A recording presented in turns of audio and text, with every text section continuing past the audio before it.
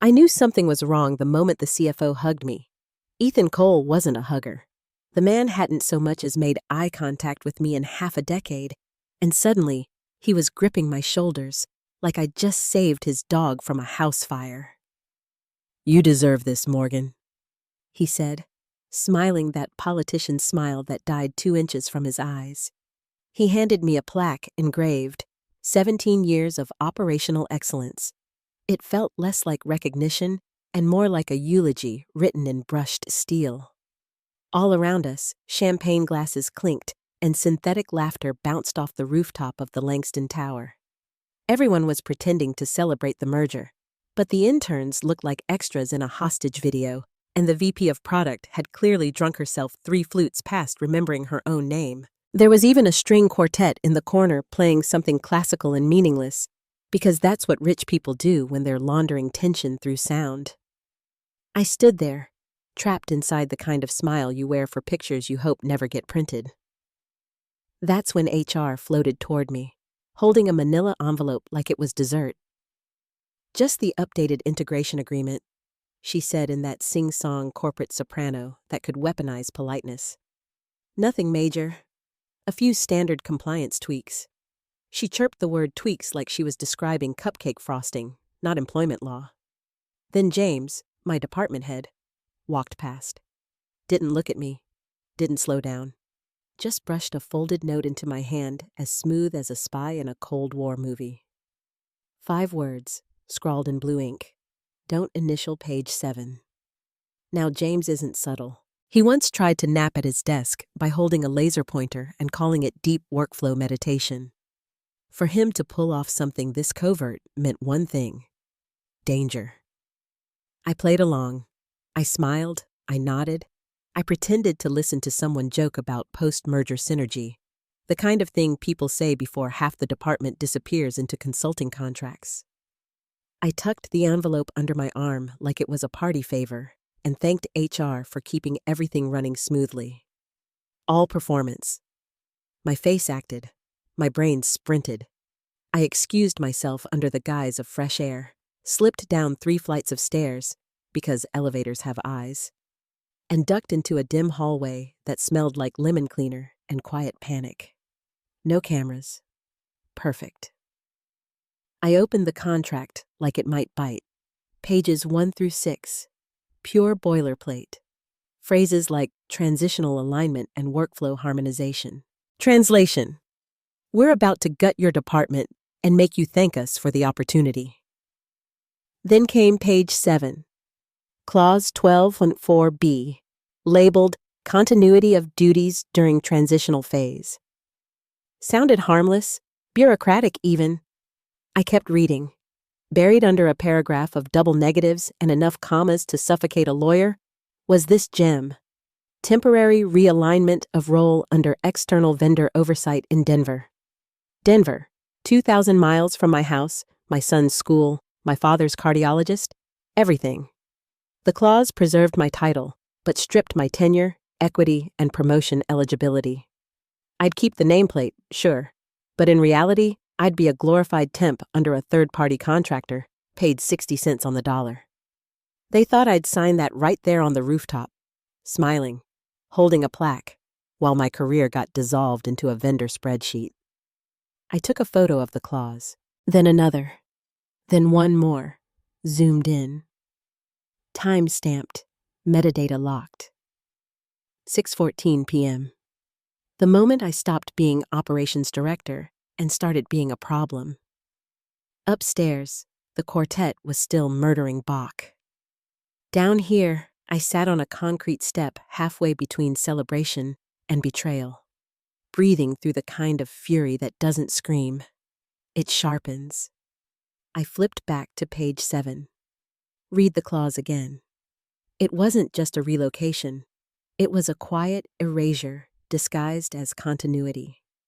I pulled up the original contract I'd signed years ago on my personal drive and searched for one phrase: employee consent required for reassignment of function. There it was, and it was gone from the new version. Deleted, not amended. That wasn't oversight. That was intent. They'd built a trap wrapped in a toast. And I wasn't signing. I stayed in that stairwell longer than I should have, staring at the clause until the words stopped being words and started looking like fingerprints. Someone had touched this language, reshaped it, weaponized it. They'd built it like a scalpel. Silent, precise, designed to cut away everything that made me matter. I wasn't shaking from fear anymore. I was shaking from clarity. This wasn't an HR blunder or sloppy editing. It was orchestration. Someone wanted my name cleanly excised from the company's long-term map. I took a breath, pulled my phone out again, and started documenting everything. Photos, timestamps, metadata, even the contract version number buried in the footer. They'd underestimated the wrong person. I wasn't just an operations lead. I was the system's custodian, the one who'd built the internal compliance frameworks, the one who knew exactly how these things had to be filed to stay legal. If they thought they could bury me under a layer of polite signatures and merger jargon, they'd forgotten who built the filing cabinet. The clock on my phone read 6:18 p.m. The rooftop laughter echoed faintly down the stairwell. I imagined the interns smiling for selfies while HR collected digital signatures. Every click to confirm was another nail in someone's professional coffin, but not mine. I opened a new email draft and typed an address I hadn't used in nearly a year. Rebecca.tan@carterethics.com. Rebecca Tan, former corporate counsel, now ethics consultant. She'd left Langston Industries after the last internal audit meltdown, said she was tired of watching leadership play chicken with the law. I attached the 3 photos of the clause, plus a screenshot comparison of the old versus new contract language. Subject line: need eyes on a clause fast. Message: they buried a vendor transfer clause that voids tenure and equity. No disclosure form. No board review notation. Haven't signed yet. Can this hold? Sent. Then I sat in silence, listening to the hum of the building's air system, the fluorescent lights buzzing overhead like nervous energy in a bottle. My phone buzzed less than a minute later. Rebecca. Don't sign, her message read. That clause is invalid without accompanying employee consent documentation. I'm making a call. I smiled. Just slightly. Quiet victories taste better in fluorescent lighting. The second text came from James. You read it? Yeah. How long have you known? Weeks. Legal said it wouldn't hold, but they sent it anyway. Weeks. They'd all known. They'd handed me champagne and applause, knowing they were also handing me a loaded contract. I stared at the screen until the light dimmed. The betrayal didn't even sting. It calcified. Fine. If they'd already filed it, that meant it was live in the system. Which meant every photo I'd just taken wasn't evidence in theory. It was evidence in practice. I backed up the files to a private cloud, then mirrored the folder on an encrypted USB drive I kept for audits. It was muscle memory by now.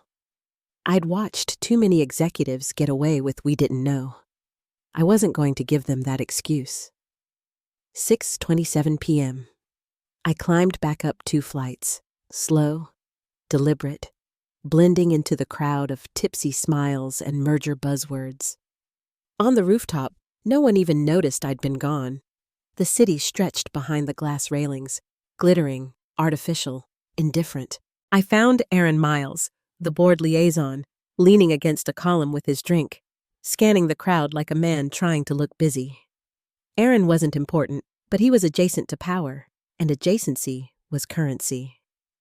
Hell of a night, I said, raising my glass. He grinned. Sure is. You should be proud, Morgan. Yeah, I said, then tilted my head like I was curious, casual. Quick hypothetical. What would the board think if a clause allowed third-party reassignment of duties while maintaining title continuity, but, removed all equity protections? His smile froze. Wait, what? That would need disclosure. Would it? I asked softly. even if it was already distributed for signature? He blinked, suddenly pale. I'd have to check with legal. I sipped my drink. Of course, hypothetically. He excused himself faster than I expected, already typing on his phone as he disappeared toward the service elevator. And that's when I knew the board hadn't been told, which meant someone up top had decided to play God with paperwork, and I'd just pulled the pin. The rooftop had changed while I was gone. The air was warmer, drunker. Conversations loosened like undone ties. HR was laughing too loudly, the CEO's assistant was crying about new beginnings, and someone had decided Uptown Funk was appropriate merger music. Perfect cover noise. I drifted through the crowd like smoke, invisible, watching the tremors spread from one uneasy conversation to the next. Aaron had already vanished, no doubt whispering to someone he shouldn't. Good.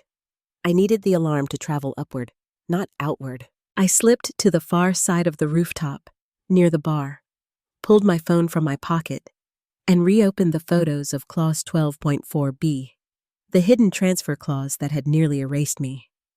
Then I opened a new email, addressed to 3 people: the external legal counsel, the board chair, and my own personal drive for redundancy.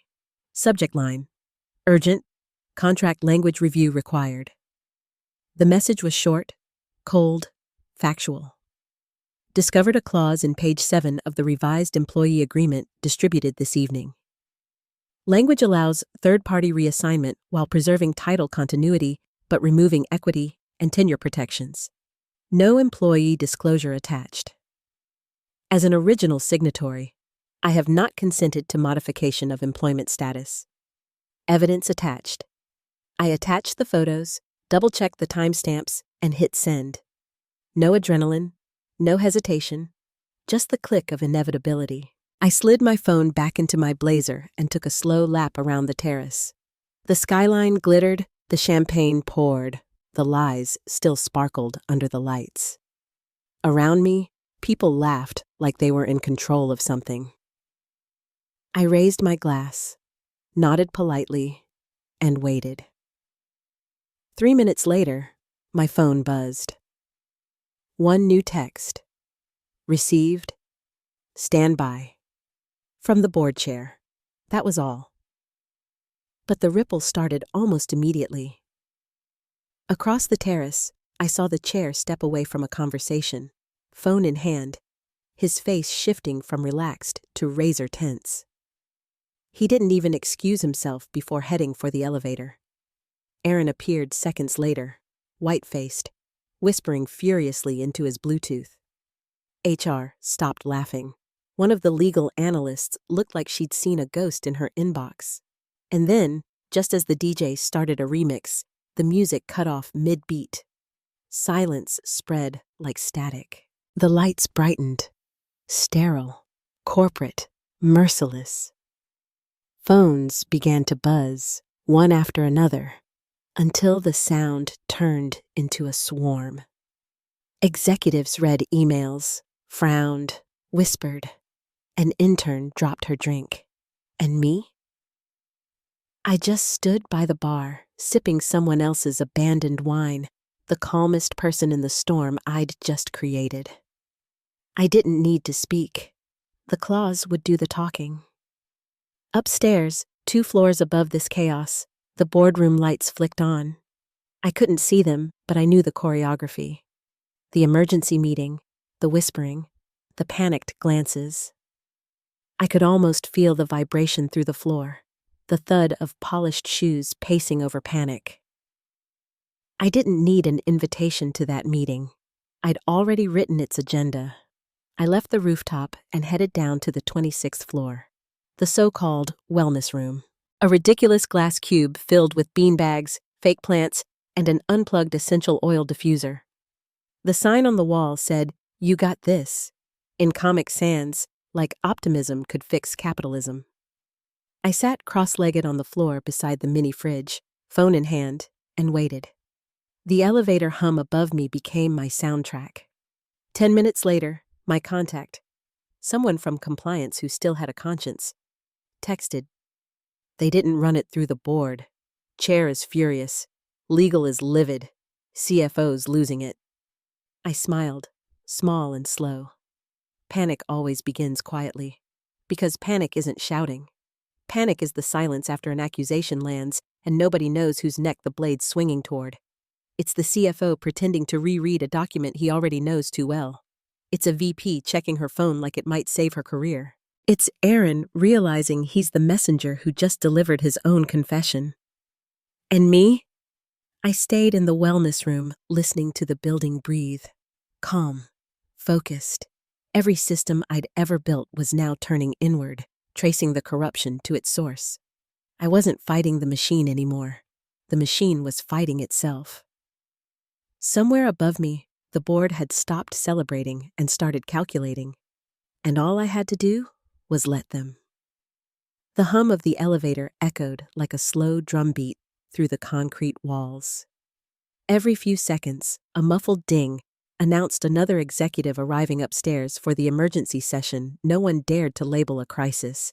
At least, not yet. I sat in the corner of that wellness room, the glow of my phone painting light across my hands, and watched the collapse happen in real time through messages. Legal confirms board wasn't briefed. CFO blaming clerical oversight. Chair not buying it. Another buzz. They're escalating to external counsel. And there it was, the pivot point. The moment when a private blunder turns into a procedural nightmare. All it takes is one phrase, material misrepresentation. If a hidden clause violates representations made in a merger filing, especially around personnel continuity, then everything built on that lie crumbles. Contracts freeze. Investors scatter. Memos turn into evidence. I stared at my phone, pulse steady. I didn't need to intervene. The truth was already airborne, unstoppable. To keep my hands busy, I opened the HR email again. Final employee agreement for signature, urgent. Sent at 4:10 p.m. to 200 people, each one unknowingly holding a trap disguised as a formality. I deleted it. Not archived, not flagged, just erased. I didn't need their version anymore. The record lived in my copies, mirrored on 3 encrypted drives, and a private cloud server under an alias I'd set up years ago during a different oversight. My phone buzzed again. Chair asked if this could trigger breach of merger representation. That single line made me stop breathing for a second. Breach. Representation. Those weren't HR words. They were deal killers. Because this wasn't just about me anymore. If Langston Industries' leadership had knowingly distributed altered employment contracts that contradicted investor filings about key personnel retention, the merger could collapse before closing. The $190 million handshake they'd toasted 2 hours ago could evaporate overnight. I leaned back against the wall, the absurd motivational poster beside me whispering, "Progress is a process." The irony almost made me laugh. I wasn't angry anymore. Anger burns fast. What I felt now was something colder, steadier. The satisfaction of precision. The quiet recognition that I had shifted the entire center of gravity by doing exactly what I'd always done, reading the fine print. The next text from my contact read, "Legal just traced the clause's metadata. It was copied from a rejected vendor contract, inserted Tuesday night by CFO's chief of staff. No board review. Copied. Inserted. No review. Intent." Those words would sing in a courtroom. I pressed my phone to my knee, thinking about all the late nights I'd spent protecting this company from itself. Compliance reports, audit trails, risk matrices no one else understood. For years, I'd been invisible, disposable. And now, ironically, the invisibility was my weapon. No one had noticed me plant the evidence where it would do the most damage. Another message came through, this time from Rebecca. "Their legal just called me. You were right. Clause unenforceable without employee consent. Distribution violates labor compliance. You're clean. They're exposed. Clean. Exposed. Perfect symmetry. I typed back one word. Thanks. Then another message arrived seconds later from my inside contact. Chairs demanding a full review. CFO's name all over the edit history. And just like that, the storm I'd predicted began. Somewhere above, a voice was being raised. Another was trying to lower it. Legal counsel trying to sound calm. The chair cutting them off. The CFO blaming cross-departmental miscommunication. Classic. They always reach for that line when they're out of rope. I didn't need to hear the rest. I'd already won. I closed my eyes and imagined the boardroom. The expensive table, the bottled water sweating under the lights. The CFO sitting stiff, jaw tight, knowing the walls were closing in. The only thing louder than his pulse would be the sound of his own decisions looping back like a boomerang. This wasn't revenge. Revenge is emotional. This was correction, systemic, procedural, flawless. And all I had to do was wait for gravity to finish the job. The messages kept coming in, each one like another domino falling somewhere above my head. Board froze, contract processing. External counsel reviewing all distributed agreements. CFOs red-faced, trying to spin it as an IT mix-up. They always say that. The system error defense, the favorite corporate ghost story. Blame the software, not the signature. But this time, the software had a soul, mine, and it kept receipts. I moved from the wellness room to the records closet across the hall. It was quieter there, darker. The hum of the HVAC masking the distant panic. Folders stacked to the ceiling, boxes labeled Archive 2014 and Do Not Remove. Perfect irony. I sat on the floor between them and pulled up my oldest file. My original employment contract. The one from back when Langston Industries was still called Carrington Logistics, and optimism came with free coffee refills. Clause 3.1 stared back at me like a prophecy. The employee shall not be reassigned, downgraded, or materially displaced from their current role without prior written consent. In absence of such consent, full severance applies. Back then, I'd fought to get that line included. HR said it was unusual. Legal said it was redundant, but I'd pushed. It was 2 years into a crisis marathon. 3 department restructures, 1 lawsuit, 1 merger that nearly imploded. They needed me more than I needed them, so I had leverage. And leverage, I'd learned, never expires if you keep the paperwork. I highlighted the clause, circled it in red, and attached it to a new email to the board chair and external counsel. Subject: For your records. Message: Clause 3.1 remains active. Any reclassification without consent constitutes breach. Proposed transfer clause violates existing protections. Then I hit send. No drama, no commentary. Just the pin of a grenade leaving my fingers. 5 minutes later, my inbox pinged. External counsel. Clause 3.1 supersedes attempted reclassification. Penalties apply for breach without remediation. A second email followed right after. Board Chair. Thank you for the clarification. We'll address this directly. Directly. In corporate language, that word means someone's about to lose their chair and maybe their pension. Another message from my contact upstairs. Legal confronted the CFO. They traced the insertion. Timestamp, Tuesday, 11:42 p.m., Chief of Staff account. CFO approved distribution next morning. No audit trail to board. That was it. The quiet click of a trap closing. From the records closet, I could almost hear it. The shift in air pressure when realization hits a room full of people paid to never admit mistakes. The CFO's voice trying to steady itself, insisting there was no intent. The legal counsel's tone flattening as they recite clause numbers, and the chair's questions slicing through the noise. Did you knowingly distribute unreviewed contracts? That's the kind of question that doesn't get answered. It gets survived. I pictured the CFO, pale and sweating, trying to pass the blame down the ladder, maybe even to me. But it wouldn't stick. My evidence had already been timestamped, verified, and logged in systems they couldn't access without triggering alerts. Every file mirrored in multiple vaults, every line backed by metadata. The truth was fossilized. For 17 years, I'd been the invisible infrastructure, the person who cleaned the data, patched the leaks, ensured no one noticed the scaffolding holding their success up. Tonight, that scaffolding had teeth. I leaned back against the wall, feeling the vibration of footsteps rushing through the hallway outside.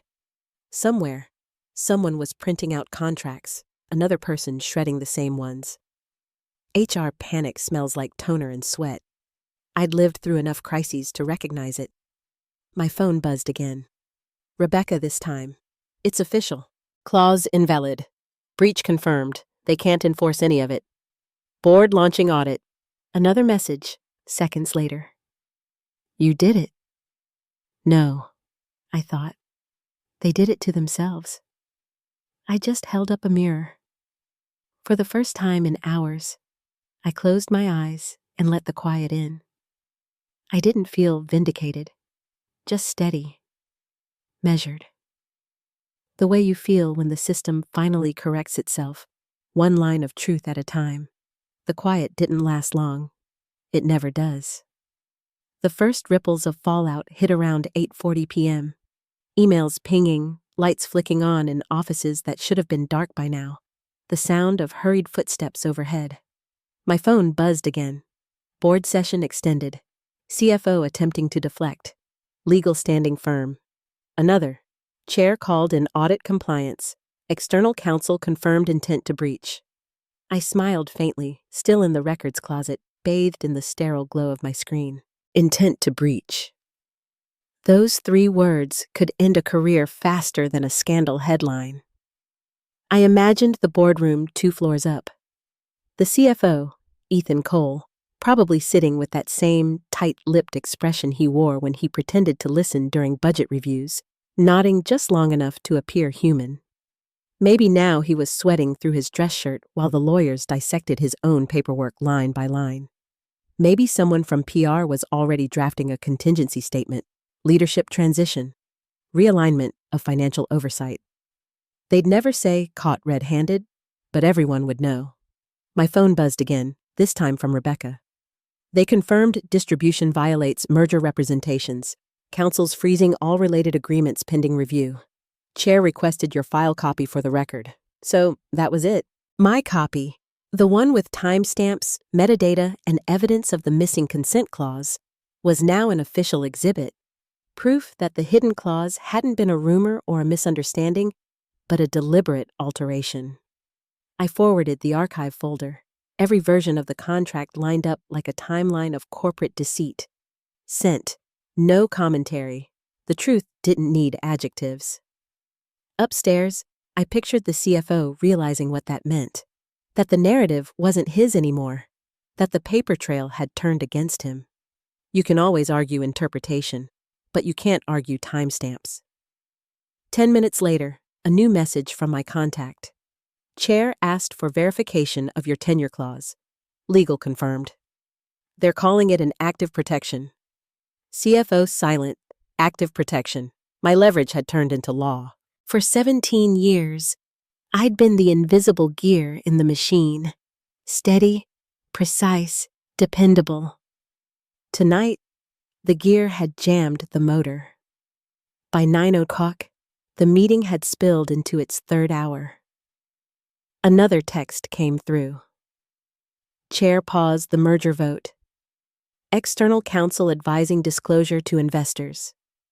CFO will step back during review. There it was.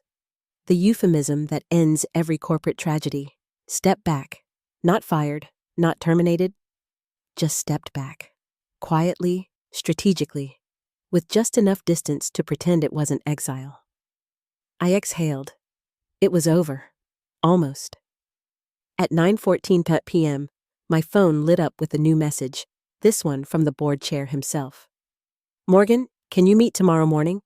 We'd like your insight for post-merger compliance." 9:30 a.m., boardroom 7A. Insight. That was rich. The same people who'd once ignored my memos were now asking for my perspective. But I wasn't bitter. Bitterness wastes oxygen. I typed a simple reply. Confirmed. Then I sat there for a moment, surrounded by the quiet hum of the archive room. The scent of paper dust and old toner hanging in the air. I'd spent my whole career building systems so nothing would fall apart. Tonight, I'd let one collapse on purpose, and it felt cleaner than any success I'd ever had. The next morning, the office didn't sound like itself. No upbeat chatter, no music in the lobby, no good mornings at the front desk, just silence and the soft static of disaster management. I passed a group of HR staff whispering in the hallway, their smiles frozen, their eyes darting away. One was clutching a stack of printed memos with the header, "Contract Revisions, under review." The CFO's office door was closed. No nameplate, just that blank frosted glass, already being treated like it belonged to someone else. When I reached the elevator, the reflection staring back at me looked calm, collected, almost unfamiliar. My pulse didn't even move. I'd spent years defending this company from internal chaos. Today, I was walking into the boardroom not as an employee, but as evidence. The boardroom felt colder than I remembered, not because of the air conditioning, but because every person inside was pretending they hadn't almost drowned the night before. The mahogany table gleamed too perfectly, like someone had spent the morning polishing gilt. Bottled water lined up with military precision. A tray of untouched croissants sweated under plastic wrap. Silence buzzed louder than conversation. When I walked in, half a dozen eyes followed me, not with malice, but calculation. The board chair, Leonard Pierce, gave a curt nod. Morgan, not warm, not distant, just acknowledgement. Across from him sat Ethan Cole, the CFO, pale and motionless, a notepad in front of him he hadn't written a word on. 2 seats down, legal looked like they hadn't slept, and HR was doing their best impression of a ghost. "Thank you for coming," Leonard began. "We're restructuring oversight around the merger compliance process. Until that's complete, we're appointing a transition oversight officer. We'd like you to assume that position." It took me a second to process it. Not relief. Just understanding. They were trying to fix the mess with the one person who'd refused to join it. "You'd report directly to me," he added. "Not legal, not finance." I nodded once. Understood. The motion passed in seconds. No objections, no discussion. Even Ethan didn't move, just sat there like a man watching his own name fade off the letterhead. Then, as if on cue, Leonard slid a folder across the table. "Navy blue, unmarked, heavy. This," he said, voice flat, "was the clause distributed under your department's signature." He turned his gaze toward Ethan. "Care to explain how this language was inserted and why the board was not informed?" Ethan's throat moved like he was trying to swallow gravel. "It was a late-stage inclusion. Recommended by counsel," he stammered. "Legal didn't even blink." "That's false," the senior counsel said. "We flagged this exact clause as non-compliant 2 quarters ago. Your team reinserted it." The silence that followed was surgical. No shouting, no dramatics, just the weight of inevitability. Leonard leaned back. "So you knowingly distributed unreviewed agreements that contradicted active employment contracts and investor statements?" Ethan's eyes darted, searching for air. "There was no intent." "Intent," Leonard cut in, "is irrelevant when it's documented." He tapped the folder lightly. "And it is." I didn't move. I just opened my own slim folder and slid a single sheet forward, Clause 3.1 from my original contract, highlighted and annotated in red. For context, I said quietly, this is the clause your team violated. Every head turned toward me. Ethan didn't look up. His fingers trembled near the edge of his notepad, knuckles white. Leonard scanned the paper, then set it down with care. Thank you, Ms. Shaw, he said. That will go in the record. Ms. Shaw. Not Morgan. Formal now.